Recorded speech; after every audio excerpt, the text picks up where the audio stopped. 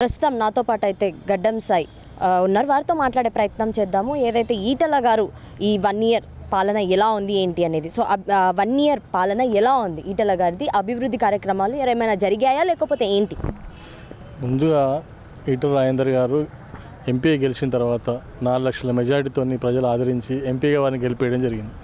గెలిపించిన తర్వాత నిరంతరం అనునిత్యం ప్రజలతో ఉంటూ ప్రజలు ఫస్ట్ ముందుగా ఏమంటున్నారంటే గతంలో ఎంపీ గతంలో ఇప్పుడు ఉన్నటువంటి ముఖ్యమంత్రి గారు ఇక్కడ ఎంపీగా ప్రాతినిధ్యం వహించారు, కానీ ఒక్కనాడు కూడా కనీసం మమ్మల్ని చూసింది లేదు, ఒక్కసారి కూడా మాతో మాట్లాడింది లేదు, చేసింది లేదు. కానీ ఈరోజు ఈటల రాజేందర్ గారు పొద్దున లేస్తే మరి బస్తీలలో, వాడలల్లో, మరి కుల సంఘాలలో, లేకపోతే పెళ్ళిళ్ళల్లో, పేరెంటాల్లో, చావుల్లో అన్నిట్లో మాకు ప్రత్యక్షమవుతూ ఉన్నారు.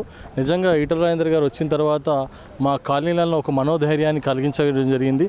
అన్ని విషయాలలో ఏ విషయం వచ్చినా కూడా మాతో పాటు మమేకమై మాలో ఒక వ్యక్తిగా కలిసిపోతూ ఉన్నారు అని చెప్పేసి ముందుగా ప్రజలు అంటూ ఉన్నారు. అదేవిధంగా కార్పొరేటర్లు, మాజీ ఎమ్మెల్యేలు, ఎక్స్ ఎమ్మెల్యేలు, ఇప్పుడున్న ప్రస్తుత ఎమ్మెల్యేలు, ఇతర పార్టీ ఎమ్మెల్యేలు కూడా మా ఎంపీ గారు వచ్చిన తర్వాత మొన్ననే మనం చూసాం, మల్లారెడ్డి అల్లు రాజశేఖర్ రెడ్డి ఒక నియోజకవర్గానికి ఎమ్మెల్యే ప్రాతినిధ్యం వహిస్తున్నటువంటి వ్యక్తి, ఆయన కూడా అంటా ఉన్నాడు ఇలాంటి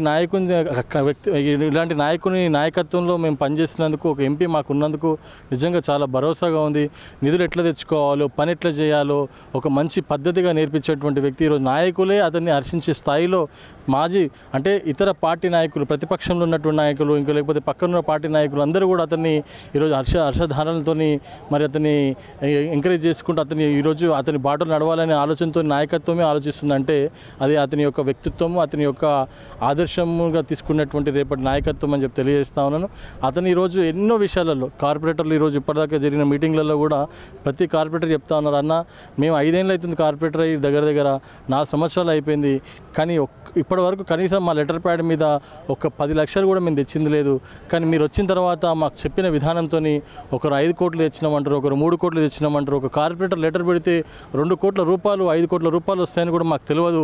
ఇది మీరు వచ్చిన తర్వాతనే సాధ్యమైంది, మీరు మాట్లాడిన తర్వాతనే సాధ్యమైంది. మొన్న మీరు వచ్చినటువంటి డ్రైనేజ్ సమస్య విషయంలో కానీ, జిహెచ్ఎంసీ విషయంలో కానీ 300 కోట్లు రిలీజ్ అయినాయి మీరు రావడంతో అని చెప్పేసి అనేక విషయాలు చెప్తా ఉన్నారు. ఏ సమస్య వచ్చినా కూడా మీరు ముందే ఉంటా ఉన్నారు. ట్రంక్ లైన్ సమస్య ఉండొచ్చు, హైడ్రా సమస్య ఉండొచ్చు, మూసీ సమస్య ఉండొచ్చు, లేకపోతే డబుల్ బెడ్రూమ్ సమస్య ఉండొచ్చు. ఎక్కడ సమస్య ఉంది అంటే అక్కడ వాలిపోతూ ఉన్నారు అని చెప్పేసి ఈరోజు ప్రజలు హర్షాదానాలు వ్యక్తం చేస్తూ ఉన్నారని తెలియజేస్తూ ఉన్నారు.